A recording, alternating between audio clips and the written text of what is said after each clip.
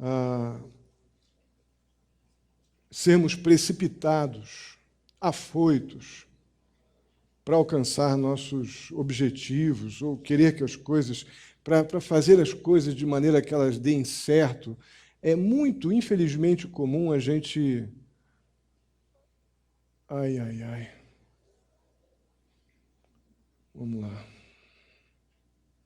Foi? Ok. É muito comum a gente acabar pulando etapas. Bem intencionados, queremos fazer as coisas darem certo, mas é muito comum a gente, nesse ímpeto de fazer as coisas darem certo, da gente ir ao encontro dos nossos objetivos, dos nossos desejos, a gente acaba pulando etapa. E pular etapa é uma coisa muito grave. E quando a gente pula etapas fundamentais, que nós vamos precisar daquelas etapas que nós pulamos para poder realmente ser bem-sucedidos lá na frente, e alvos bons, alvos legítimos, coisas bacanas, que a gente precisa, e seria muito bom se nós conseguíssemos realizar para as nossas vidas pessoais, às vezes os nossos objetivos para com a obra do Senhor, coisas legítimas, mas ir na direção das conquistas, dos objetivos, por mais legítimos que eles sejam, pulando etapas, é algo que pode trazer um grande dano, pode comprometer seriamente os resultados. Por mais bem-intencionados que sejam nossos objetivos, pular etapas pode comprometer grandemente o resultado. Então, a gente precisa ter lá nas bases das nossas convicções, no fundamento, e estamos falando muito sobre fundamento nas cartas de Paulo, não é? Nesses primeiros 3 capítulos, nas bases, nos fundamentos das nossas convicções, nós precisamos demais ter uma mentalidade bíblica. Falamos um pouco sobre isso no EBD, texto de 1 Pedro, se não me engano, capítulo 1, verso 13.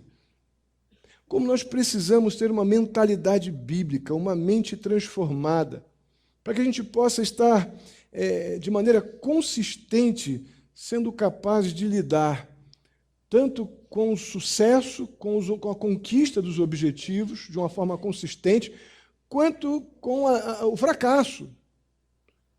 Nós precisamos de uma mente bem preparada, fortalecida em seus fundamentos, para que a gente possa realmente sustentar aquilo que conquistamos e resistir bem àquilo que muitas vezes na nossa vida não vamos chegar, pelo menos naquele momento que a gente pensava, nos alvos, nos objetivos que nós trabalhamos. Isso é normal da vida, mas o pular etapas é algo que tem atrapalhado muito a vida de muitos. E com esse capítulo 4 aqui, de 1 Coríntios, o apóstolo Paulo ele vai concluir todo esse discipulado, esse processo de correção dos crentes de Coríntio, quanto a essa pegada da imaturidade que eles tinham, aqueles crentes crianças, né, que nós vimos nos versos 1 e 2 do capítulo 3, também ali no texto, literalmente, ele chama de crentes carnais, que não querem crescer, os imaturos, o grave problema de orgulho daqueles crentes que vinha dividindo a igreja muito dramaticamente. O apóstolo Paulo vem desde o capítulo 1, verso 10, discipulando, corrigindo, encorajando ao arrependimento, à mudança. E aqui, nesse nosso texto, o apóstolo Paulo ele vai definitivamente fechar esse tema da divisão na igreja, dessa crise dos crentes fracos, crentes que não querem crescer, fortalecendo as bases daqueles crentes, restaurando verdades fundamentais da fé na cabeça deles, para que eles possam lidar com assuntos gravíssimos que estavam por vir. Do capítulo 5 em diante, Paulo vai começar a tratar assuntos muito graves no meio da igreja, mas ele não faz isso sem fortalecer as bases. Ele não passa para tratar problemas mais graves, fundamentais também, estavam dando um péssimo testemunho na comunidade ali, em geral, de Corinto.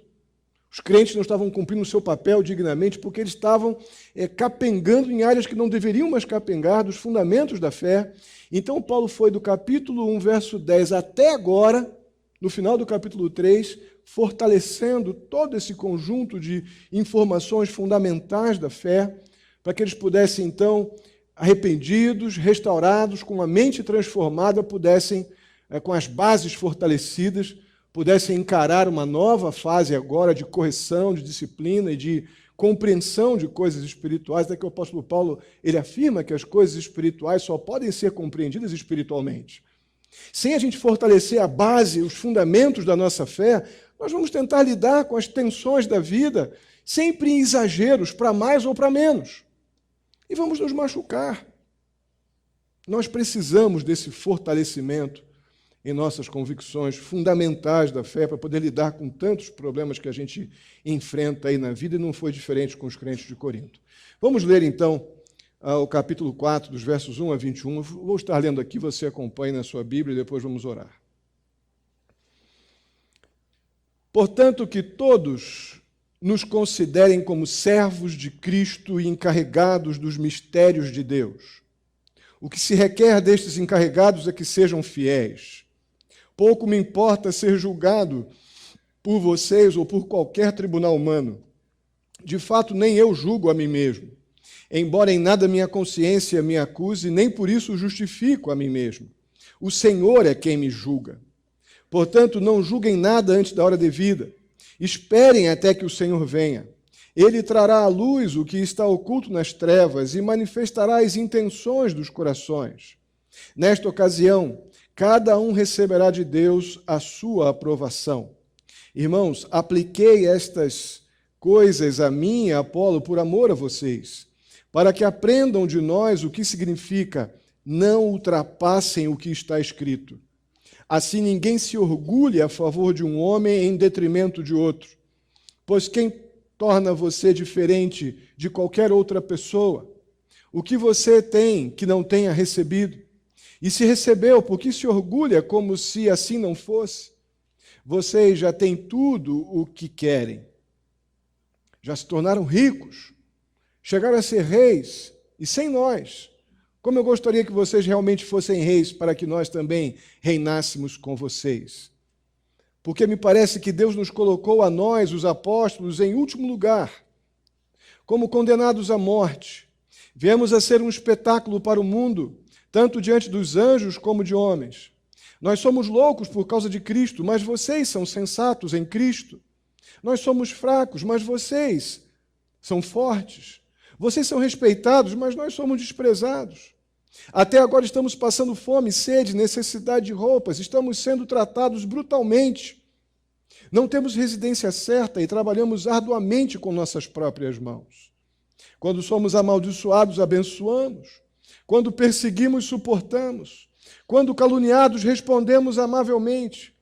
Até agora nos tornamos a escória da terra e o lixo do mundo.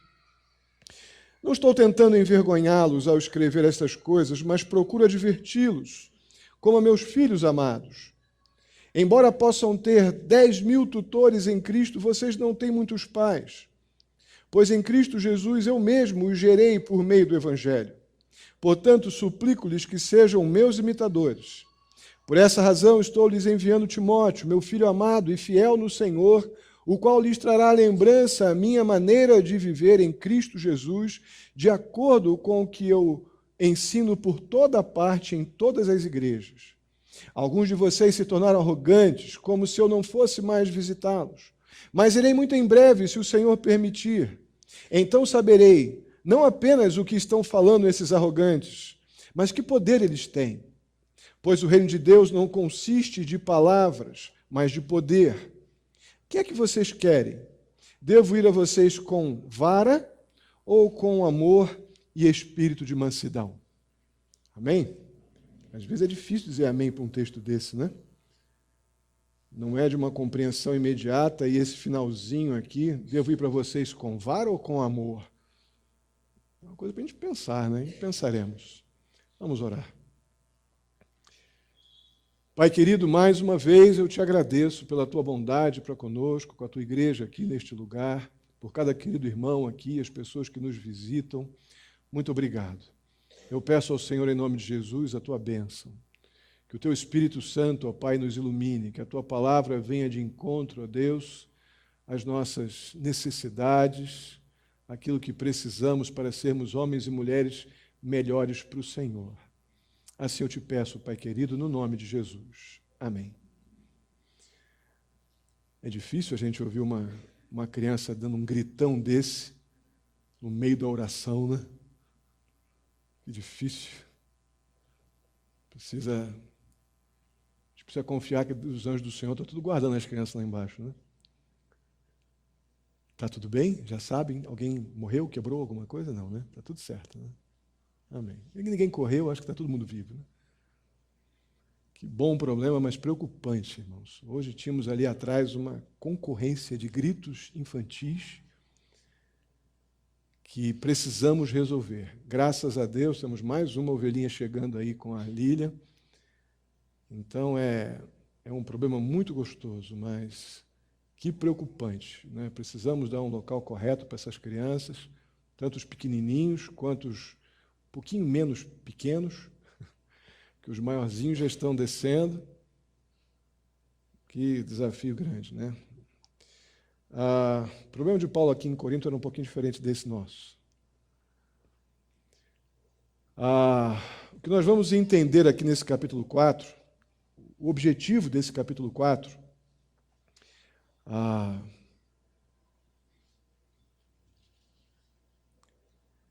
Paulo nos dá motivos aqui para que por ele ter tratado esse problema da forma como tratou da divisão da igreja dos capítulos 1 até agora. Ele vai dar uma série de motivos. Nós vamos conhecer esses motivos, os porquês desses motivos, e no final vamos ver o que isso tem a ver conosco. Mas essa narrativa aqui, esse resumo que o apóstolo Paulo fala, dando umas últimas pegadas nos crentes, tem realmente o propósito do tema da mensagem. Fortalecer aquilo que ele vem falando desde o verso 10 do capítulo 1 até agora. Ele vem fechar qualquer porta que possa ter ficado aberta quanto ao grave problema da divisão entre eles, porque um povo dividido não arruma nada. Crentes que creem em Jesus, mas com pensamentos diferentes, com mentes divididas e divididas por falácias de um, de outro, não por alguma questão propriamente de incompreensão de textos bíblicos, não, é de rejeição dos fundamentos bíblicos. E Paulo diz para ele, vocês creem em Jesus, mas vocês estão simplesmente se afastando do fundamental e estão dando ouvidos para tanta porcariada que a igreja está se dividindo. E os problemas que vocês têm são tão grandes que a mente dividida e não fortalecida nas bases, não vamos ter como tratar os problemas. Vocês precisam crer de onde vem a solução dos problemas e aonde precisa estar a confiança de vocês para que eu possa tratar outras coisas muito sérias que estão por aí, estão acontecendo dentro da igreja agora. Se nós olharmos para nossas realidades hoje, e ao final vou falar mais disso, basicamente é por aí que a gente tropeça. A falta de cuidado, a gente quer resolver os problemas grandes sem a base correta, sem um fundamento correto, sem a estrutura bíblica, sem a mente guardada por verdades bíblicas. Aí eu acabo, como crente, tratando as minhas causas com a mente de uma pessoa do mundo, com a mente de um homem sem Deus, com as razões e os motivos de um mundo que jaz no maligno. Porque as minhas bases estão fracas, meus fundamentos estão falhos. Paulo não faz isso. Paulo não parte para um momento de tratar áreas muito difíceis sem antes passar um bom tempo resgatando valores fundamentais da fé na vida daqueles homens e mulheres ali em Corinto. Então, nos versos 1 a 2, eu vou fazendo um breve histórico para no final a gente poder fazer uma aplicação geral do que Paulo está dizendo aqui. Mas nos versos 1 e 2 desse nosso trecho aqui do 1 Coríntios capítulo 4, o apóstolo Paulo ele fala de si mesmo e fala dos outros apóstolos. Aqui ele está falando de Pedro, está falando também do trabalho de Apolo, que não era um apóstolo, mas era um homem fiel e piedoso que servia na igreja ali em Corinto. Mas Paulo está falando dessas pessoas que estão trabalhando, ou dos apóstolos e de Apolo, que trabalharam seriamente na pregação do Evangelho, dizendo o que identifica alguém que fala dos fundamentos da fé, da mensagem apostólica, da mensagem do Novo Testamento, que aponta, que apresenta um evangelho que aponta para o pecado e aponta para a solução do pecado, que é o que Deus providenciou, mandando Jesus morrer na cruz por pecadores. Este é o evangelho, este é que é o fundamento que não se pode perder de vista. Paulo fala o que identifica esses homens. Bem diferente do que aqueles que vimos no capítulo 3, semana passada, que eram pessoas que falavam bonito, com mensagens interessantes, verdades próprias, não a do evangelho, que tinham uma palavra influente, que atraía, mas que não era a mensagem do evangelho. Diferente muito desses, o que identifica aqueles que falam verdades do evangelho são que aqueles homens eram, esses homens fiéis às escrituras eram servos, servos de Deus, servos fiéis ao Senhor. Eles não tinham título nenhum outro a não ser o de servos. Eles não precisavam de nenhuma outra qualificação a não ser de servo fiel. E é assim que Paulo identifica aqueles que pregam aquilo que é necessário e fundamental para a vida daqueles crentes.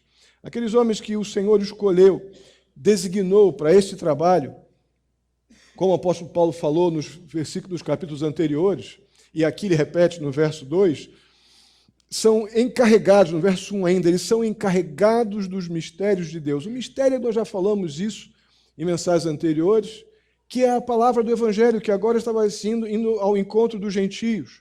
Aquilo que estava oculto em Deus agora ficou revelado, que é a boa nova do Evangelho para todos. Então, o apóstolo Paulo, em particular, ele havia sido escolhido por Deus, designado pelo Senhor, para ser esse dispenseiro das verdades evangélicas. A ideia aqui dessa palavra, a melhor tradução para essa palavra aqui seria de mordomo.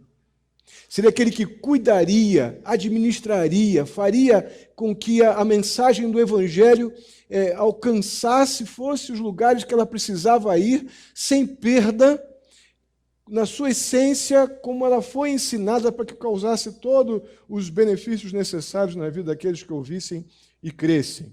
Então, como servos e encarregados, os apóstolos de Cristo, eles não teriam nenhum tipo de preocupação com agradar pessoas, com falar aquilo que um ou outro gostaria de ouvir, como os que falavam como se fossem líderes ou apóstolos, que falavam para bajular, falavam para agradar, falavam para dar uma adrenalina espiritualizada nas pessoas, mas não falavam da mensagem fundamental do Evangelho.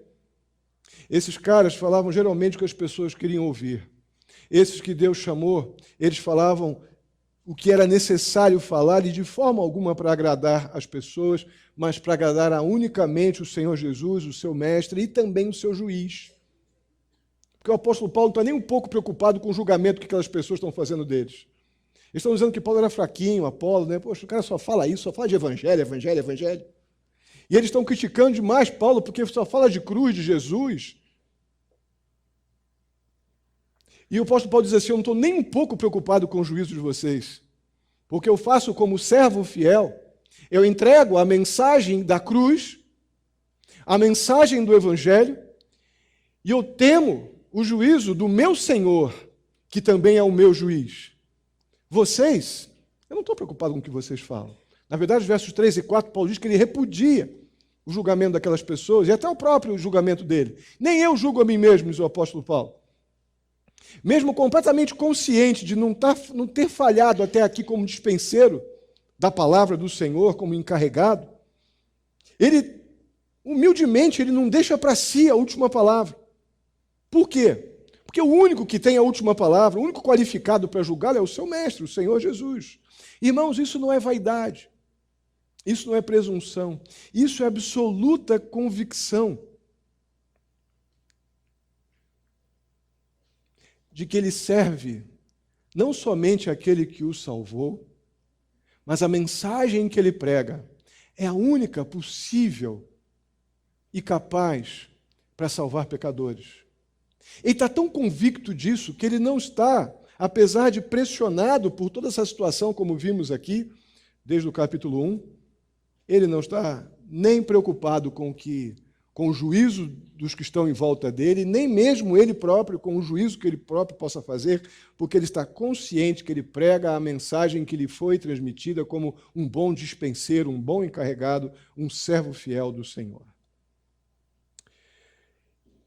E é por isso que ele diz no verso 5, portanto, não julguem nada antes da hora devida.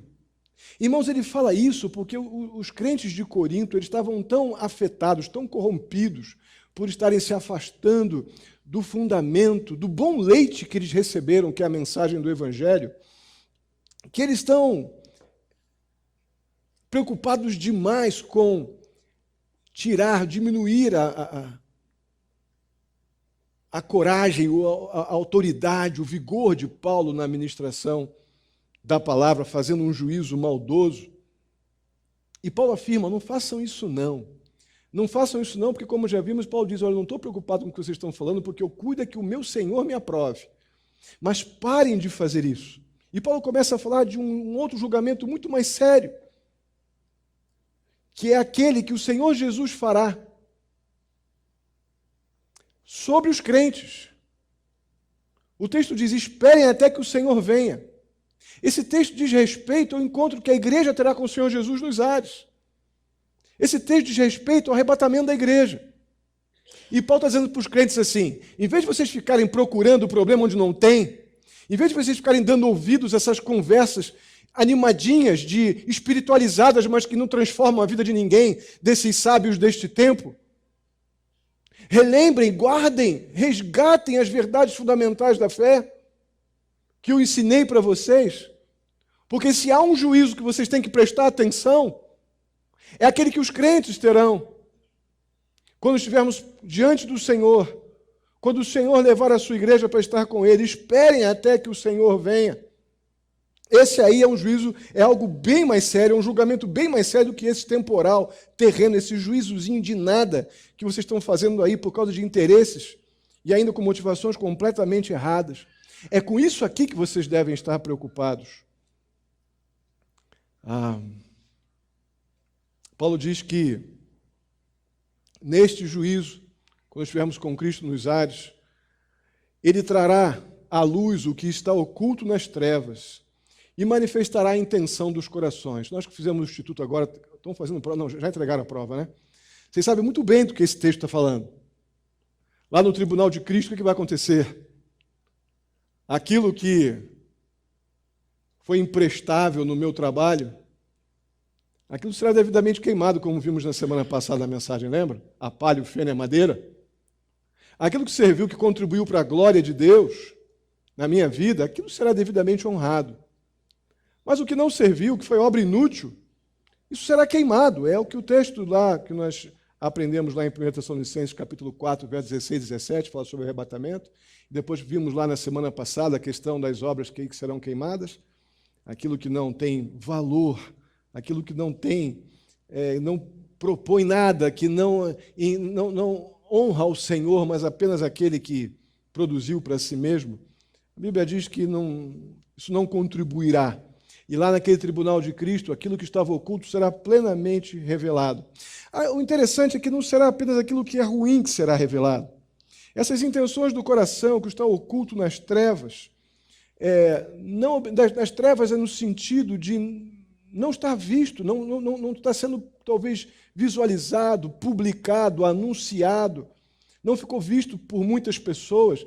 Não é só coisa ruim que a gente faz coisa também boa. Fazemos coisas para a glória do Senhor também. Isso também será mostrado. Isso também será revelado. É aquela obra de ouro, prata e pedra preciosa. Então, aqui nós estamos lidando com os dois lados reais da moeda. Tem coisas boas que também nós vamos poder mostrar neste dia, como o próprio texto diz. As intenções do coração, o que está oculto, será plenamente revelado. E sabemos que o resultado desse juízo, desse tribunal no céu, quando a igreja for estar com Cristo, ele não é de condenação. Ele é um resultado de recompensa.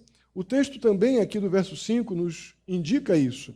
Nessa ocasião, cada um receberá de Deus a sua aprovação. Porque aquilo que não foi aprovado será logo queimado, não ficará nem lá. Mas aquilo que foi devidamente apurado e verificado como algo que honra o Senhor, um trabalho digno, útil, isso, sem dúvida alguma, receberá do Senhor a aprovação. Nós sabemos muito bem que nem tudo que a gente produz nessa vida será aprovado. Sabemos que nós temos uma boa dosezinha de carnalidade, de manipulação evangélica, de tentar de espiritualizar as coisas, mas tentamos muitas vezes dar uma santificada no nosso pecado. Nós sabemos que nós temos potencial para isso, e volta e meia a gente tenta fazer isso. Mas não passa pelo crivo da santidade de um Deus justo e santo. E Deus não é surpreendido com isso. Ele sabe que nós somos pecadores. Nós é que não temos que achar que podemos enganar o Senhor. Então aqui está bem claro, a ideia não é banir ninguém do céu, que isso não acontecerá. Mas a ideia é dar àqueles que produziram aquilo que tem valor para Deus, dar a devida honra, como o texto nos sugere, a devida aprovação, e o que não, será também definitivamente queimado, como vimos no final do capítulo 3, semana passada. O fato é que a verdadeira vontade do Senhor e o grande propósito deste encontro especial, que é predito aqui pelo apóstolo Paulo no versículo 5, da igreja com Cristo, o objetivo primário deste encontro é recompensar. E aquilo que não for digno de recompensa será devidamente queimado. Então é este tipo de juízo que os crentes têm que estar preocupados, e não com banalidades terrenas. E Paulo diz, vocês estão botando a preocupação e o juízo de vocês no lugar errado. Então acertem aí a cabeça de vocês. Vamos fortalecer as bases. Vamos passar para assuntos mais sérios com a nossa cabeça realmente no lugar e ocupados com aquilo que realmente é necessário. E no verso 6 nós vemos aqui um pequeno resumo do que o apóstolo Paulo vem dizendo desde o versículo 10 do capítulo 1. E eu vou usar aqui um texto que é uma paráfrase que o pastor Eugene Peterson, na Bíblia Mensagem, ele faz sobre esse verso 6, que é uma paráfrase, né? É um texto paralelo, é uma tradução livre, vamos dizer assim, do texto original, do nosso texto nas Escrituras, mas de uma maneira bem dinâmica e bem didática que é colocada aqui na Bíblia Mensagem, que é uma paráfrase muito interessante, que é essa transição para situações novas que vão continuar do verso 7 em diante. Diz assim, esse pequeno resumo do que Paulo falou até aqui. Tudo o que faço agora é mostrar que todos esses assuntos dizem respeito a Apolo e a mim, para que vocês aprendam a se controlar. Falamos sobre isso ainda há pouco no EBD, né? Sobre o deixo-controle.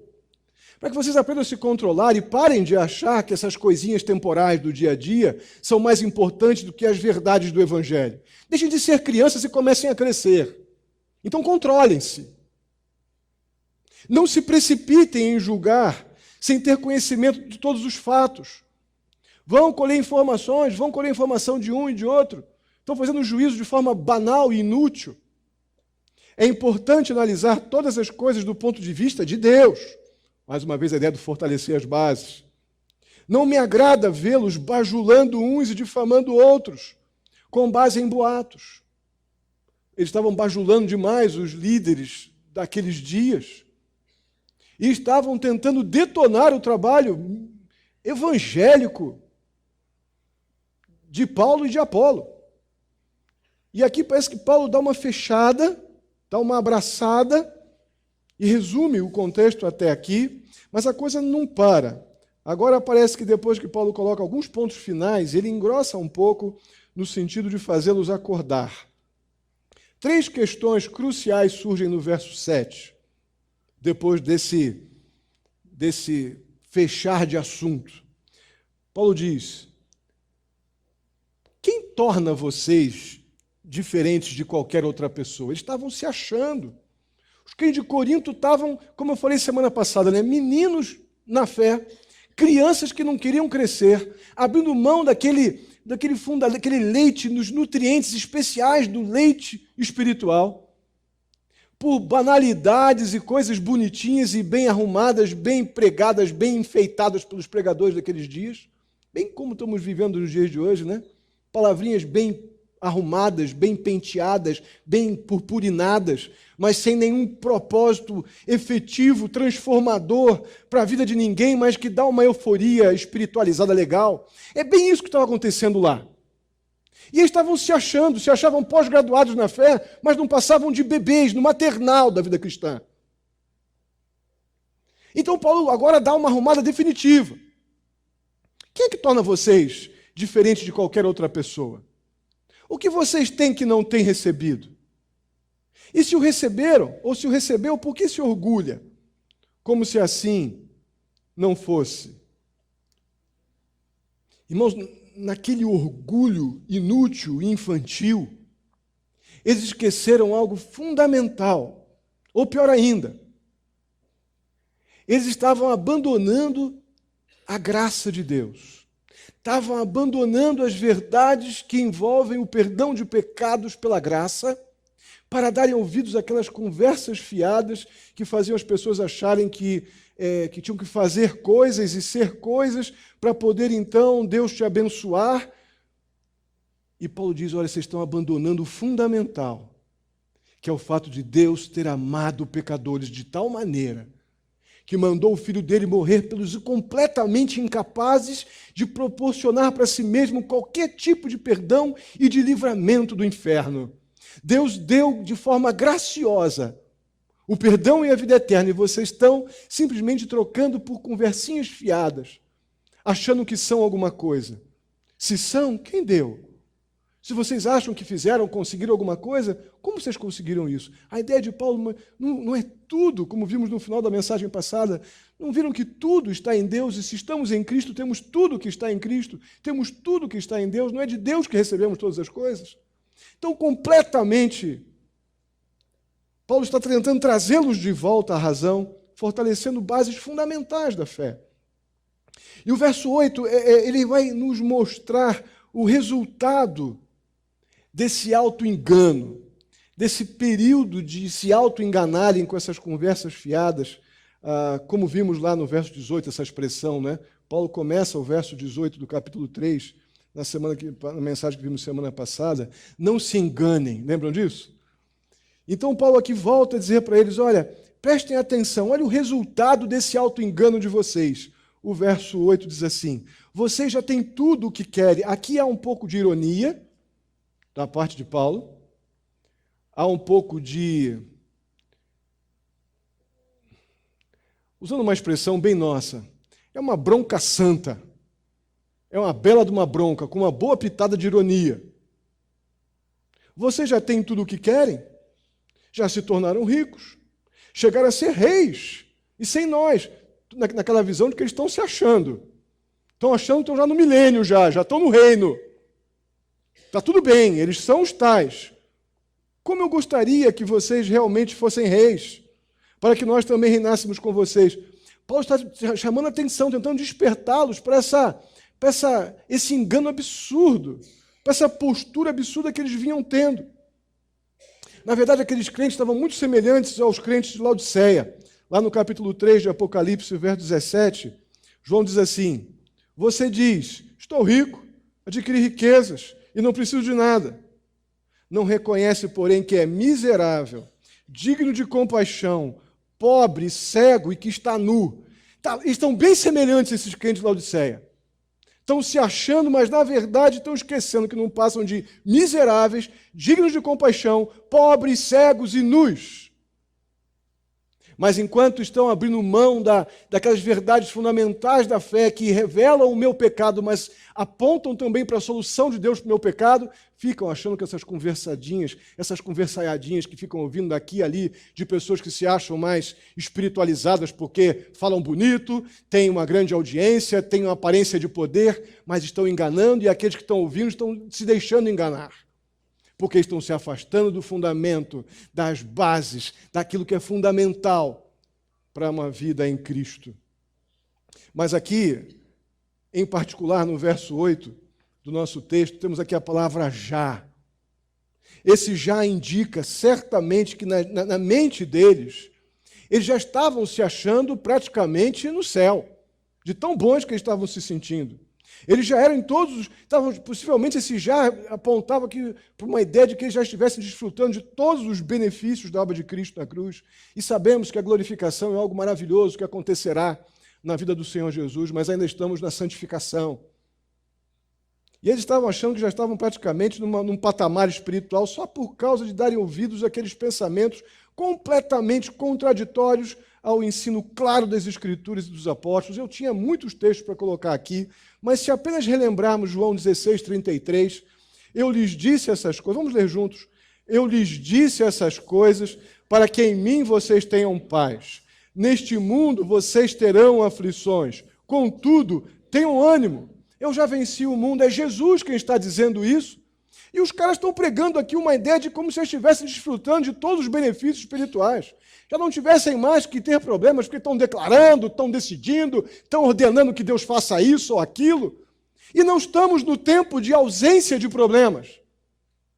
Esse tempo ainda é este aqui, de tribulações, porque quando estivermos com Cristo, aí sim, estaremos plenamente livres das aflições. Mas agora, nos dias que vivemos, fundamentos da fé, de uma vida cheia do Espírito Santo, para capacitados pela palavra de Deus, vencermos estas aflições deste mundo. Mas não sem as lutas, é vencermos as lutas e nas lutas. Eles estavam com uma conversa muito parecida com aquela que a gente ouve por aí. Os crentes coríntios ali sobre a influência dessa sabedoria carnal e humana. Eles perderam de vista o fato que se nós nos identificamos com Cristo nesta vida, se nós temos um relacionamento real com Jesus Cristo agora, com as Escrituras, com uma vida cristã comprometida com verdades espirituais, com a santificação, com o relacionamento com as coisas de Deus, se temos esse nível de identificação com as coisas do Senhor, nós seremos sim, teremos aflições nesta vida. Teremos perseguições sim. Teremos com certeza desafios para permanecer firmes, seremos muito tentados a ser crentes meia boca. Seremos muito tentados a abrir mão de verdades espirituais, para podermos ser aceitos no meio que a gente vive. Seremos muito tentados a criar ambientes facilitadores, minimizando verdades bíblicas absolutas. Seremos provocados a ser crentes fracos. O fato é que aqueles que perseveram, aqueles que estão de fato em Cristo Jesus e lutando por uma vida comprometida com essa identificação com Cristo, eles têm o fortalecimento, somos fortalecidos, não pela ausência de perseguição e lutas e dificuldades, mas nós somos fortalecidos pela certeza que temos de estar com Cristo quando Ele vier nas bênçãos celestiais, na vida com Deus, na vida separada por Deus para aqueles que o amam. E é por isso que o apóstolo Paulo, no verso 6 do nosso texto, ele diz para não ultrapassarmos o que está escrito. Não ultrapassem o que está escrito, não inventem um português bem claro. Fica com o que está nas Escrituras, não inventa não. Não ultrapassem o que está escrito. E eles estão fracassando porque eles abandonaram as Escrituras como a única fonte verídica, infalível, da verdade divina. Aí nos versos 9 a 13, o apóstolo Paulo ele faz um fortíssimo contraste entre o alto engano dos arrogantes coríntios e a realidade de um apóstolo, de um servo fiel de Cristo Jesus. Ele diz, os apóstolos são loucos, vocês que estão se achando alguma coisa, vocês são os sábios. Estranho, né? Os apóstolos que pregam os fundamentos da fé, aquilo que é a mensagem salvadora de Cristo, são loucos, fracos. Os coríntios, os que estão se achando alguma coisa, são os fortes. Os apóstolos que estão pregando o evangelho estão sem honra. Mas vocês estão se achando distinguidos, estão se achando alguma coisa, melhores que os outros. Irmãos, é muito confrontador esse texto aqui, se a gente parar para pensar honestamente, porque esses versículos eles deveriam nos confrontar, inevitavelmente, com duas perguntas muito objetivas. A primeira delas é se a nossa vida cristã, com qual grupo a nossa vida cristã está identificada? Nós somos identificados pelos fanfarrões evangélicos como uma pessoa que gosta de novidade evangélica, uns bons fanfarrões evangélicos, ou nós estamos identificados com os apóstolos, os servos de Cristo Jesus, que pregam o Evangelho, e se precisarem ser perseguidos serão, se passarem por lutas por causa da fidelidade às Escrituras sofrerão, que não, talvez passem por loucos por pregar a mensagem do Evangelho e não a mensagem oportunista, que está na boca de tantos por aí. Com qual grupo a tua vida cristã se identifica? Você precisa ter essa resposta. Ela é muito importante. Nós precisamos ter em mente que a sabedoria, a verdadeira sabedoria, a vida cristã realmente honrosa, na perspectiva divina, nas realidades desse mundo, para esse mundo, vai ser visto como loucura sempre. O crente sábio, temente a Deus, que busca honrar o Senhor, neste mundo, na perspectiva divina, em relação ao mundo, isso tudo vai ser visto como loucura e não como um destaque muito. Que olha como ele é bom, como é maravilhoso, como é legal. Alguma coisa está pegando, irmão, nesse testemunho da fé. Porque se você está vivenciando, praticando a sabedoria divina, vindo das Escrituras, buscando a glória de Deus, dificilmente você vai ganhar muitos aplausos. Dificilmente.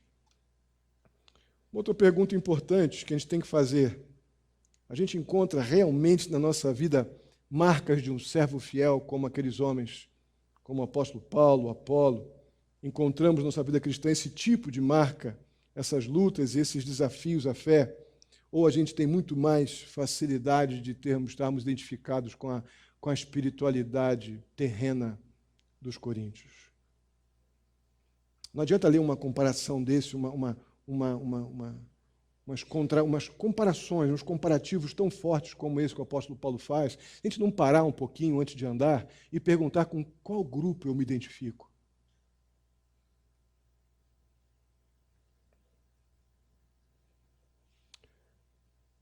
Certamente a intenção do apóstolo Paulo, no verso 14, ele diz que não era envergonhar aqueles crentes fazendo essas confrontações. A intenção não é envergonhá-los, diz o apóstolo Paulo. Na verdade, esse tipo de confrontação expunha fortemente, né, o quanto eles ainda eram carnais e meninos na fé. Mas a intenção de Paulo não era aumentar as áreas de crise. Mas, com certeza, a intenção de Paulo era interromper definitivamente que eles continuassem naquele padrão improdutivo de mau testemunho, corrompendo as verdades fundamentais da fé e levando eles a uma vida espiritual fracassada. O apóstolo Paulo, sem dúvida alguma, ele não queria envergonhá-los, mas queria interromper aquele processo de fracasso. Tanto que, muito carinhosamente, o apóstolo Paulo fala: estou falando com vocês como filhos amados. Filhos amados porque o apóstolo Paulo levou aqueles homens e aquelas mulheres à fé. O apóstolo Paulo pregou o evangelho para eles. Paulo via aquelas pessoas ali como filhos na fé. Ele diz: vocês tiveram muitos tutores, em Roma era muito comum os governantes, as pessoas que tinham mais recursos, os profissionais liberais da época, eles tinham muitos servos, escravos, que eram tutores dos seus filhos. E eram aqueles que tinham um pouco mais de inteligência, eram um pouco mais capazes, e aqueles homens de mais poder, de mais poder econômico, colocavam vários servos, escravos, como tutores dos mais novos. Ele diz aqui: vocês podem ter 1000 tutores, mas somente um pregou o evangelho para vocês. E eu preguei o evangelho para vocês, e o que é necessário para a vida espiritual de vocês foi pregado. Eu olho para vocês como filhos na fé e apelo para que vocês não fiquem apenas constrangidos, mas eu apelo para que vocês fiquem arrependidos, porque isso é que é fundamental, para que vocês possam ter uma nova mente, um novo coração e um novo começo. Paulo diz no verso 15 que ele o gerou na fé por meio do evangelho. No verso 16, vemos que o apóstolo Paulo ele poderia até ordenar algumas regras. Olha, gente, eu tenho uma autoridade sobre vocês, como responsável pela igreja, como apóstolo de Cristo sobre a vida de vocês, mas eu não vou fazer isso não vou dar ordens, não vou fazer uma listinha de 1 a 10 não para vocês. Vou fazer algo diferente. Faz o seguinte: me copiem, façam como eu faço. Irmãos, é raro, tanto naqueles dias como hoje, um pregador ter autoridade bíblica para falar o que Paulo falou aqui. Sejam meus imitadores. Como é sério isso? Sejam meus imitadores. Partindo do princípio, irmãos, que todos nós temos responsabilidades como crentes de anunciar o Evangelho e ser realmente embaixadores de Cristo, ser testemunhas de Cristo, ser aqueles que mostram Jesus Cristo com suas vidas, evidenciarem uma vida transformada, lavada, transformada pelo Evangelho. No mundo que a gente vive, todos nós deveríamos ou devemos ter o mesmo cuidado, o mesmo zelo que o apóstolo Paulo tem. Em vez de a gente ficar dando listinha de 1 a 10, para você ser crente, você tem que ir à igreja, você tem que cortar o cabelo, você tem que botar essa roupa, você tem que fazer isso, fazer aquilo. Em vez de dar uma listinha de 1 a 10, quem dera tivéssemos mais crentes como o apóstolo Paulo, que dizia assim, sejam meus imitadores. Como é necessário isso? Pessoas que façam, que sejam menos praticantes do faça o que eu falo, mas não faça o que eu faço. Quem dera tivéssemos menos pessoas que agissem assim e mais pessoas como o apóstolo Paulo, que chamam para si a responsabilidade de mostrar uma vida cristã, fazendo com que as pessoas, seus discípulos na fé, ou aqueles que ele levou a Cristo, filhos na fé seria a melhor expressão, olhassem para ele, para que pudessem, então, caminhar de forma segura na vida cristã. Mas o apóstolo Paulo não estava em Corinto. O apóstolo Paulo estava preso em Roma, em Éfeso. E ele enviou esta carta. E havia um problema que já estava acontecendo dentro da igreja, porque não seria muito fácil as pessoas imitarem o apóstolo Paulo, olharem para Paulo, ou lembrarem do ensino bíblico e fundamental que Paulo vinha ensinando para eles, porque Paulo não estava ali. E esse discipulado presencial era muito importante. É o que está acontecendo no verso 17. O que o apóstolo Paulo faz? Ele manda Timóteo, seu filho querido na fé, aquele que ele, desde a conversão, cuidou, tratou, discipulou, e agora cuida das igrejas onde o apóstolo Paulo já iniciou o trabalho e vai ali discipular também, vai continuar a obra de Cristo ali. E o apóstolo Paulo envia Timóteo com todo o afeto. Ele diz que vou enviar meu filho amado e fiel no Senhor. Vou mandar alguém temente a Deus, que me representa, para que ele aí com vocês fale para vocês, lembre a vocês a minha maneira de viver em Cristo, diz o verso 17. De acordo com o que eu ensino por toda parte em todas as igrejas. Irmãos, isso é importantíssimo. Se você lembrar aí da mensagem da semana passada, o grande problema é que aqueles líderes, cada um inventava a sua mensagem própria, suas descobertas teológicas e faziam as pessoas ficarem encantadas por elas, como em nossos dias. Os apóstolos não. Os apóstolos pregavam as mesmas coisas. É a mensagem do Evangelho, porque é esta mensagem que transforma. É essa mensagem que aponta diariamente para a necessidade de eu confessar o meu pecado diante de um Deus Salvador que mandou Jesus morrer na cruz pelo meu pecado. Nenhuma outra mensagem pode até me animar, mas não tem poder para perdoar. A mensagem evangélica, ela perdoa, transforma e salva e liberta da escravidão do pecado. O apóstolo Paulo diz assim, o Timóteo vai aí, ele vai lembrar vocês o que eu ensinei e vai pregar as mesmas coisas que eu ensinei para vocês. Não vai ter nenhuma novidade, não. Não vai ter nenhuma descoberta teológica nova, não. Ele vai continuar pregando a mensagem do Evangelho, unicamente a mensagem do Evangelho. A mesma mensagem que eu prego em todas as igrejas. Vê se isso está no verso 17. Como isso me encoraja, irmãos, a não arredar o pé daquilo que eu tenho convicção de que liberta o pecador da escravidão do pecado, que é a mensagem do Evangelho.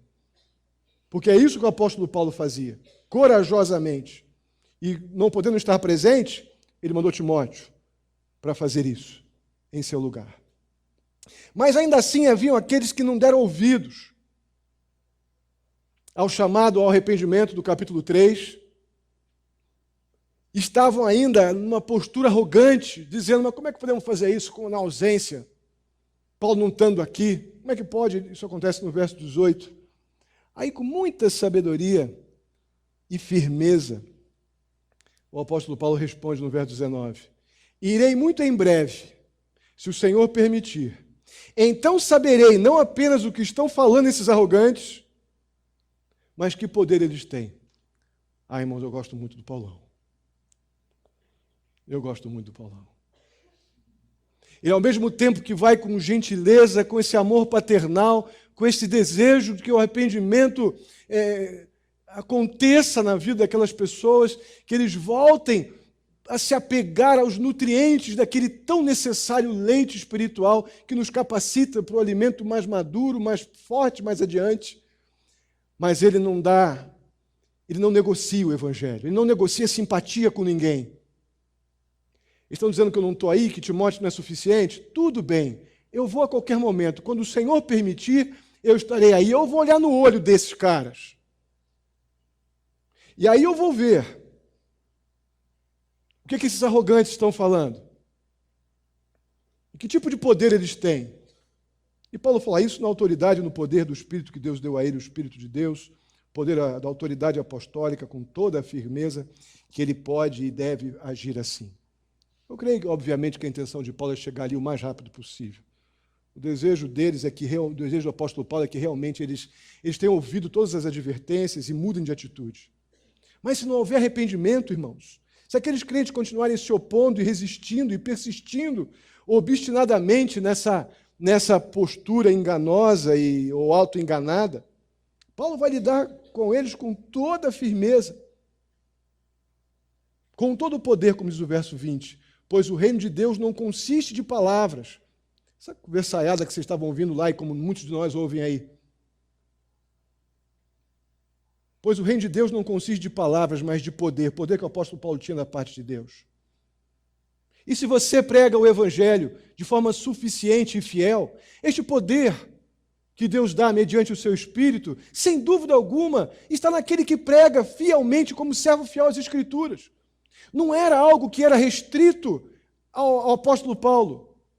É algo que Deus nos deu se estamos firmados no Evangelho, se estamos anunciando as verdades do Evangelho, os fundamentos que apontam para a realidade de que o homem é um pecador e que precisa do Salvador. E Deus já providenciou tudo isso em Jesus Cristo. Se essa é a mensagem suficiente e completa do Evangelho que você tem pregado e a tua vida revela esta verdade no seu dia a dia, este poder, esta autoridade, também cada um de nós temos se temos o Espírito Santo de Deus.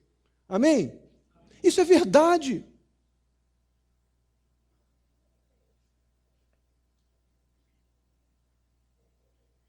O fato é que agora eles teriam que tomar decisão no verso 21. Agora eles teriam que se decidir. Como vocês querem ser tratados, diz Paulo aos crentes de Corinto? Vocês querem ser tratados com amor e o espírito de mansidão?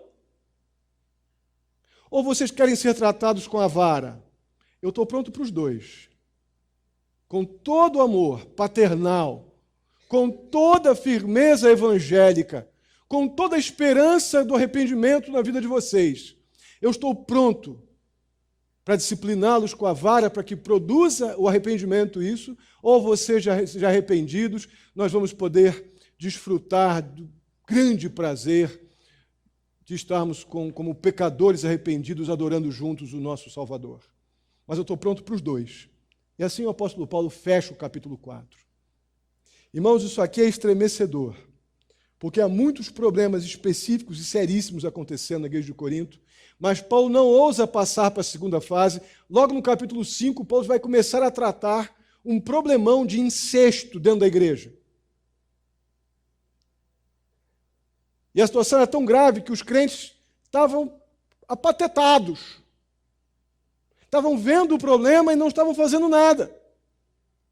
Estavam como se tivesse tudo normal. E o apóstolo Paulo entra muito forte. Veremos isso semana que vem. Mas por que Paulo já começou a tratar esse assunto antes, se é um assunto tão sério? Se é uma coisa tão grave? Irmãos, é muito simples. Nós precisamos de uma mente preparada. Nós precisamos de um pensamento correto. Mais uma vez repito, essa ideia da mente preparada, lá em 1 Pedro, capítulo 1, verso 13. Nós precisamos estar com a nossa mente cheia das coisas do Senhor. Os fundamentos, as verdades bíblicas que fundamentam a nossa salvação têm que estar efervescentes na nossa mente, na nossa alma, na nossa vontade, para que a gente possa passar por um outro momento, por uma fase tão difícil, que está por vir. Então, uma mente correta, um pensamento certo, uma mente preparada, ela precede uma conduta correta. Não adianta eu querer sair daqui achando que não entendi, agora eu vou fazer tudo certinho, vou a listinha de 1 a 10, tal. Se você já é crente há algum tempo, então você sabe bonitinho o que tem que fazer e o que não tem. Mas se você não está com a tua mente preparada, se você não está com os fundamentos da fé, com os nutrientes do leite espiritual, alcançando cada área de necessidade da tua vida espiritual, você sendo bem nutrido pelas verdades fundamentais da fé, você vai ter uma conduta arrumadinha por algumas horas. Na primeira pancada que vier, você normalmente a gente já chuta o balde e deixa para ser crente de novo quarta-feira quando vier ao culto. Nós precisamos fortalecer as bases. Nós precisamos de uma mente, um pensamento certo para que possamos ter uma conduta bíblica ajustada. Os coríntios eles estavam com a mente corrompida, sabe por quê? Completamente fracos na palavra de Deus. Completamente fragilizados. E os primeiros 4 capítulos aqui que o apóstolo Paulo apresenta, ele coloca as coisas sobre as bases certas. O que os crentes tinham que entender? O Evangelho de Jesus Cristo é o fundamento para toda a vida cristã e para todo serviço na igreja.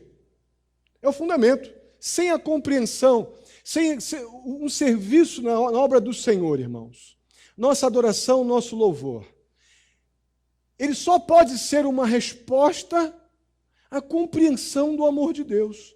Caso contrário, eu não passo de um religioso. Se eu não estiver respondendo o que eu tenho dito de quarta-feira repetidamente, quantos acham que vir aqui fisicamente à igreja, espaço físico, resolveu o seu problema da vida espiritual? Eu fui à igreja hoje, agora Deus vai me abençoar. Será mesmo que é isso que é isso que Deus espera de mim? Que eu simplesmente coloque uma roupa bonitinha e vá à igreja domingo porque Deus vai me abençoar porque eu fui à igreja? Na minha Bíblia isso é obra. E não conseguimos nada por obra, não merecemos nada. Eu posso querer fazer coisas para Deus super legais, a minha vida inteira, umas 3 existências minhas e não resolvo o meu problema de pecado. Mas se eu me desloco da minha casa, se eu venho para cá, pela compreensão de que eu sou um pecador completamente carente do amor de Deus, que eu preciso das verdades espirituais alimentando a minha alma, a minha vontade, eu venho para cá em resposta ao grande amor que eu recebi da parte de Deus, porque eu sou pecador, mas eu tenho um Cristo Salvador. Então, se eu venho para cá em resposta ao amor de Deus, mudou tudo. Mudou tudo. Caso contrário, eu não passo de um religioso bem-intencionado. E não mudou nada. O que eles precisavam entender é que o Cristo crucificado e ressurreto, essas verdades que o apóstolo Paulo diz, eu tenho muito para ensinar para vocês. Erudição eu tenho de sobra. Mas a mensagem que eu vou pregar para vocês é do Cristo crucificado. Lembram disso? Falamos isso há 2 mensagens atrás. Se não for isso que fundamenta a minha vida cristã, não vai ser showzinho de púlpito, aqui de palco, algum evento, músicos, luzes, cantores. Vai te alegrar por alguns momentos, mas vai passar logo, logo. Irmãos, as boas novas do Evangelho que o apóstolo Paulo está insistindo que eles crentes se apeguem, elas nos humilham. A boa nova do Evangelho, ela quebra nosso orgulho. A boa nova do Evangelho, ela quebra a nossa arrogância. Porque a boa nova do Evangelho mostra que eu precisei de um Salvador porque eu sou um pecador. Paulo está tentando fortaleçam as bases, porque o que vem por aí é pesado. Então vocês têm que lembrar que vocês são pecadores sim, mas temos um Salvador. E temos que tratar pecado da maneira correta. O que vem por aí é brabo, mas lembrem que nós temos o Evangelho exatamente para nos mostrar que para o nosso pecado existe um Salvador que morreu. Não foi barato não, foi caro a beça.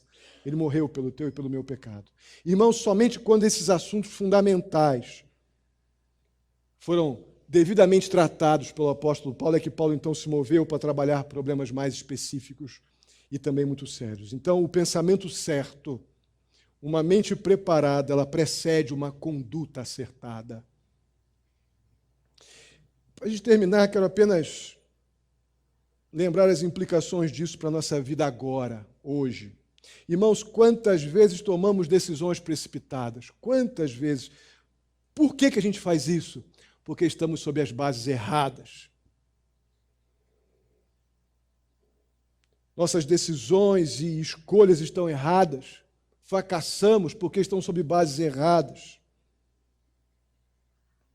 Não estão sobre os fundamentos da nossa fé, estão sobre, talvez, pensamentos positivos, pensamento comum do mundo, que promove tantos encorajamentos, parece até legal no primeiro momento, mas você já confrontou aquilo com as verdades fundamentais da sua fé? Normalmente, nossos fracassos e precipitações vêm daí. Não estavam sob as bases corretas. O pensamento correto, ele vem de um relacionamento honesto. Um pensamento correto, ele vem de um relacionamento submisso à palavra de Deus. E em particular, a essas verdades fundamentais da fé. Irmãos, se aquilo que te alegra, se aquilo que te deixa encorajado e animado não é o fato de que você não vai mais para o inferno, porque Deus perdoou o teu pecado em Jesus Cristo, vai ser difícil eu te animar aqui com algum tipo de gracinha evangélica. Porque se aquilo que te traz alegria não é este amor inexplicável de Deus, que veio ao teu encontro e te garantiu que quando você morrer, se você crê em Jesus Cristo, você terá a vida eterna. Se não é isso que te alegra e te motiva, eu creio que estamos começando a entender o porquê. A gente viver com um monte de coisas que a gente até consegue realizar, mas nunca está feliz. Nunca está realmente alegre. Sabe por quê? Porque as bases das suas conquistas não estão no fundamento das Escrituras. Não há como vencer, meu irmão, o orgulho, a presunção natural da natureza humana, sem esse nutriente essencial do leite espiritual, que são essas convicções salvíficas que envolvem as boas novas do Evangelho, agindo em toda a nossa vida cristã. Não temos como fortalecer as bases da nossa vida cristã sem termos uma postura diária de gratidão pelo aquilo que Deus fez por nós em Jesus Cristo. Amém? Vamos ficar de pé. Vamos pedir a Deus que possamos estar fortalecidos nas bases, em nossas bases espirituais. Somos pecadores, sim, mas temos um Salvador. Amém? Deus mandou Jesus morrer na cruz pelos nossos pecados. Isso fundamenta todas as nossas decisões, escolhas. Deus é tão cuidadoso, Deus nos ensina tão carinhosamente, tão pacientemente, em tantas áreas da nossa vida. Mas o que mais nós precisamos lembrar quando pensamos em perdão de pecados, irmãos, é em amor. Deus só fez isso porque Ele nos amou. É um padrão de amor tão diferente de qualquer coisa que a gente tem aí, qualquer coisa que a gente já experimentou e venha a experimentar ainda, que é isso que deve gerar este grande constrangimento. Eu falava para uma pessoa ontem, que estava dizendo assim, pastor, se eu não pregar o evangelho para aquela pessoa, Deus vai me punir, vai cobrar aquele sangue da minha mão. Olha, eu falei para ele, minha querida irmã, queria que você repensasse isso. Porque o Evangelho é tão bondoso, é tão maravilhoso. De fato, nós podemos encontrar algum texto bíblico que vai falar sobre este sangue cobrado da minha mão, mas eu creio que está num outro movimento. O primeiro movimento que eu tenho que pensar no que diz respeito a pregar o Evangelho é o que eu lembro o amor que Deus demonstrou por mim. Eu sei muito bem de onde Deus me tirou. Eu sei muito bem o que eu sou capaz de produzir. Sei muito bem que esse bonzinho que todo mundo vê é capaz de fazer coisas horríveis. Horríveis. Ainda assim, Deus me amou de uma maneira tão inexplicável que mandou Jesus morrer por mim, para que eu pudesse experimentar este amor. Experimentando este amor, eu teria convicção, inexplicável convicção, de que os meus pecados estão perdoados, que se eu morrer agora eu estarei no céu com Jesus, porque Ele que me amou prometeu. Então, pregar o Evangelho é uma resposta a este amor. Não uma cobrança com uma faca na mão, um espinho para me torturar. A compreensão do amor de Deus é que faz a gente desfrutar de todos os nutrientes daquele leite tão bom espiritual, que são as verdades fundamentais da fé, para que possamos passar depois, então, para alimento mais sólido. Então, fortaleça-se nas bases. Apegue-se às verdades fundamentais da fé. Tenha uma vida cheia de gratidão pela salvação que você recebeu em Jesus Cristo, por este inexplicável amor que já foi dispensado a você e a mim. Amém? Vamos orar. Pai querido, muito obrigado. Muito obrigado pela tua palavra, muito obrigado porque a gente pode ver tanto cuidado do apóstolo Paulo. Senhor, vem momentos tão duros aí, do capítulo 5 em diante. Mas Paulo não ousou tratar de problemas tão sérios sem antes fortalecer as bases. E se isso, ó Pai, na tua palavra, está sendo proposto, apresentado como algo fundamental para a gente poder trabalhar assuntos mais doídos à frente, por que a gente não faz isso com o cuidado devido? Ajuda-nos, ó Deus, traz um coração quebrantado, que nosso orgulho, nossa vaidade seja jogada no lixo e que possamos nos abraçar a este maravilhoso amor, aquilo que fundamenta, ó Deus, a nossa salvação. Possamos ter compreensão de que somos pecadores miseráveis, mas somos alvos, ó Deus, de um amor inexplicável. O amor que Jesus demonstrou por nós na cruz. Seja essa a base de tudo que fazemos, pensamos, escolhemos, decidimos. Nos ajuda a nos mover, ó Deus, por causa dessa graça que recebemos. Leva-nos em paz para os nossos lares. Nos dá uma semana dirigida, guardada pelo Senhor em tudo que fazemos. Ajuda-nos, ó Deus, a nos mover em cada movimento do nosso dia com um coração cheio de gratidão, relembrando, ó Deus, do teu amor e do perdão de pecados que recebemos em Jesus.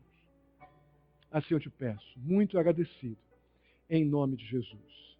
Que a graça do nosso Senhor e Salvador Jesus Cristo, o amor de Deus, nosso amado Pai, a comunhão e a consolação do Espírito Santo esteja sobre a vida de cada um de vós, queridos irmãos, hoje e até a vinda do nosso Senhor Jesus Cristo. Amém e amém. Que Deus os abençoe. Tenha seu tempo de oração.